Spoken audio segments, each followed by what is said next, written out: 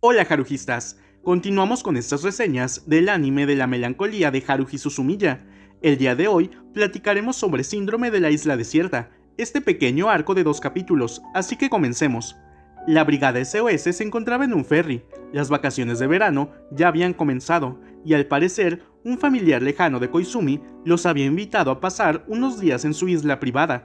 Haruhi estaba muy emocionada, ya que consideraba que era el escenario ideal para que sucediera algún misterio, y así poder poner a prueba sus dones de ultra detective. Además de los miembros de la brigada SOS, los acompañaba la pequeña hermanita de Kion, quien le había suplicado a su hermano que le diera permiso para ir. Así es como llegaron a su destino, donde el mayordomo y la mucama del pariente de Koizumi, es decir, Arakawa y Mori-san, ya los estaban esperando. Koizumi los saludó alegremente, ya que al parecer tenía algún tiempo sin verlos, y así es como comenzaron la última parte de su viaje, en un yate privado rumbo a la isla. Ahí el hermano menor del dueño, es decir, Yutaka, ya los estaba esperando para guiarlos a la mansión, donde Keiichi, el dueño, los recibiría. Así fue como la brigada SOS se instaló en la mansión.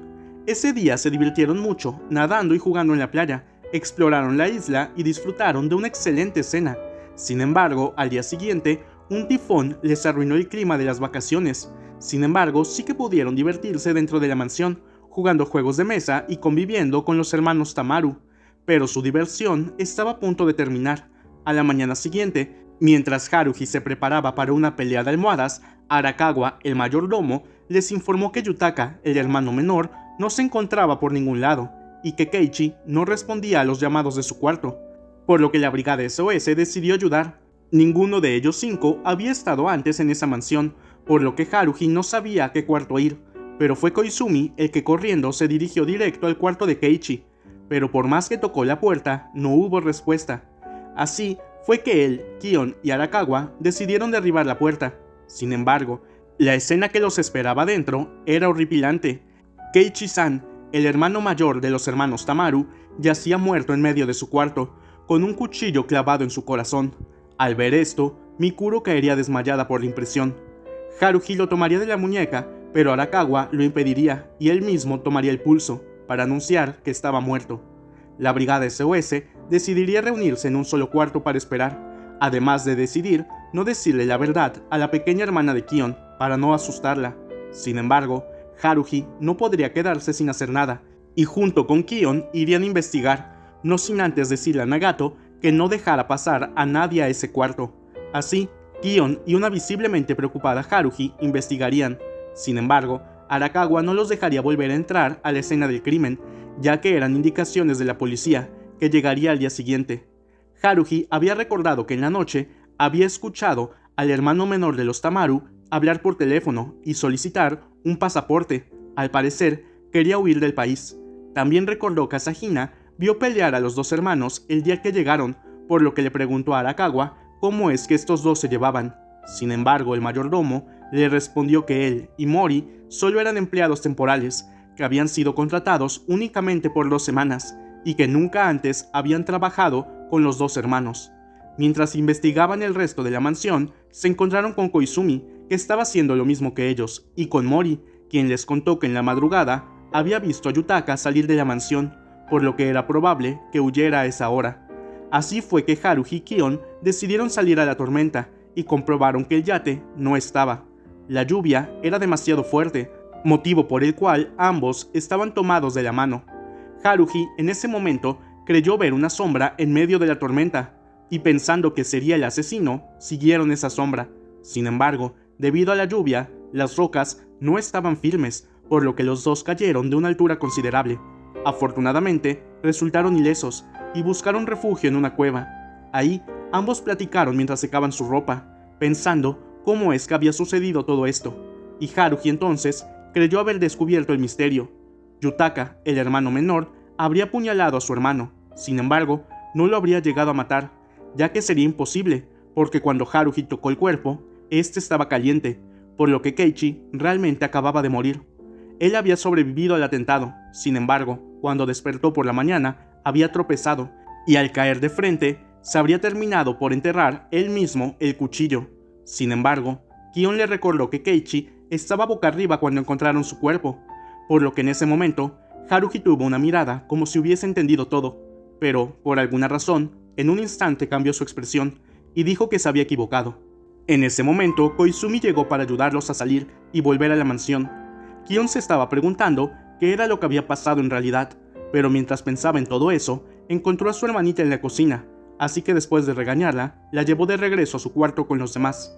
Ahí Haruhi y Koizumi estaban tocando la puerta, sin embargo, Nagato por alguna razón no los dejaba pasar. Al preguntarle, ella dijo que había recibido la orden de no abrirla a nadie, por lo que Kion tuvo que intervenir y anular la primera orden que Haruhi le había dado al alienígena.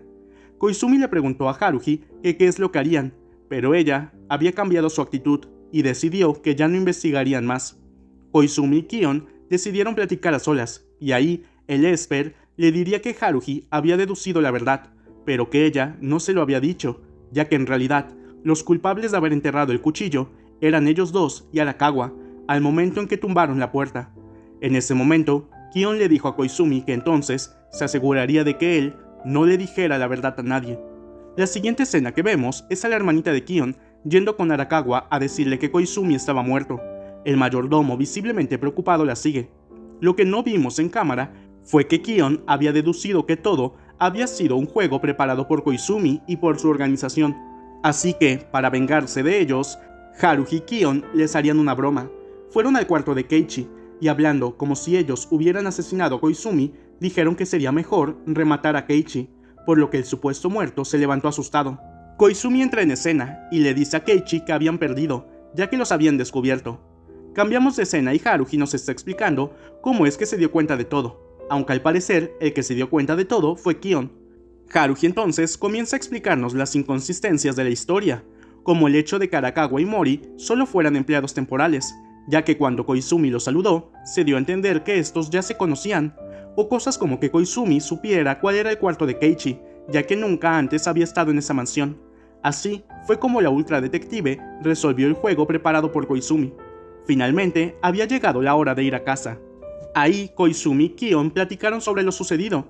Además, Kion le dijo a Koizumi que él sabía que Haruhi era incapaz de desear de verdad que alguien muriera. Sin embargo, se preguntaba qué era la sombra que Haruhi había visto en la isla, por lo que Koizumi supuso que tal vez Haruhi había deseado que ninguno de ellos fuera el asesino, por lo que, quizá, algo oscuro se había quedado en esa isla. El arco de Síndrome de la Isla Desierta es uno de mis favoritos. Es un arco de misterio, sobre encontrar al culpable de un homicidio, al puro estilo de las novelas de misterio, o películas más recientes como Knives Out, o bueno, vamos, como el juego de Clue, pero claro, con toda la esencia de la Brigada SOS. Vemos como Koizumi es capaz de idear todo un escenario junto a la organización solo para entretener a Haruhi, además de ver la fe que Kion le tiene a Haruhi, ya que pese a todas las circunstancias, él sabe muy bien que desear que alguien muera es una línea que Haruhi no estaría dispuesta a cruzar. Por otro lado, siento que la decisión de dividir este arco en 2 capítulos me parece muy acertada, ya que podemos disfrutar de este misterio sin prisas. Además, los hermanos Tamaru, pero en especial Mori y Arakawa, me parecen personajes secundarios muy buenos y con mucho potencial que en historias posteriores de las novelas podemos llegar a apreciar. Por si fuera poco, el primer capítulo de este arco inicia con una de mis escenas favoritas de esta serie, y es una pequeña escena sin ninguna relación con la Brigada SOS. Es un personaje sin nombre y del cual no sabemos nada, vamos, ni siquiera tiene un diálogo, pero podemos ver cómo esta chica lee una carta. Probablemente es una ruptura amorosa.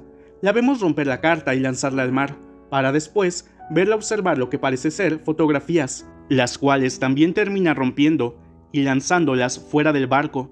Todo esto mientras escuchamos la plática de Koizumi y Kion.